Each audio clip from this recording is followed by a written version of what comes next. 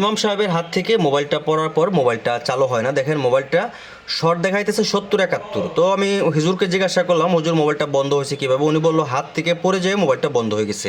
তো দেখতে পাচ্ছেন মোবাইলটা কিন্তু 72% শর্ট দেখাইতেছে।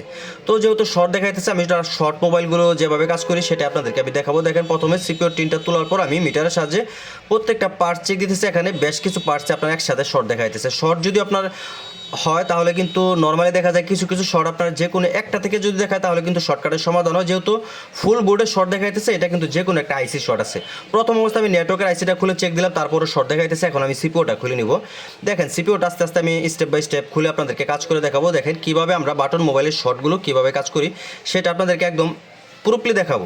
দেখেন আমি সিপিওটা খুলে নিচ্ছি। সিপিওটা খোলার পর আমি আবারও চেক দিলাম, দেখেন মোবাইলে কোনো শর্ট নাই।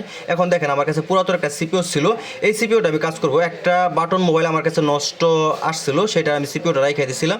তো যাই হোক এই সিপিওটা দিয়ে আমি এই মোবাইলটা চালু করব। তো দেখেন প্রথম অবস্থা মোবাইলটা কাজ করার জন্য আমি ভালো করে এটাকে আমি পরিষ্কার করে তারপরে বল করে নিচ্ছি। নতুন করে দেখেন রিবোলিংটা আমি করে নিচ্ছি।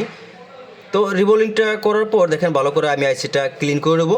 ক্লিন করার পর মোবাইলের যে মাদারবোর্ড আছে বোর্ডটাও ভালো করে ক্লিন করে নেবো, কারণ আইসিটা বসানোর পূর্বে ভালো করে পূর্বের যে বলগুলো আছে বলগুলো ক্লিন করে ফ্ল্যাট করে নেওয়া লাগবে। ফ্ল্যাট না করলে কিন্তু আইসি লাড়াচাড়া খায়, সেই ক্ষেত্রে মোবাইলে আইসি বসানোর পরে সমস্যার সমাধান হয় না। তো দেখেন পরিষ্কার করার পর আমি অলরেডি কিন্তু আমি আইসিটা বসাই দিচ্ছি। আইসিটা বসানো শেষ হয়ে গেছে। দেখেন এখন আমি পাওয়ার সাপ্লাইটা লাগাবো, লাগিয়ে দেখবো মোবাইলটা শর্টটা চলে গেছে কিনা। দেখেন পাওয়ার নেটওয়ার্কের আইসি কিন্তু এখনও খোলা আছে।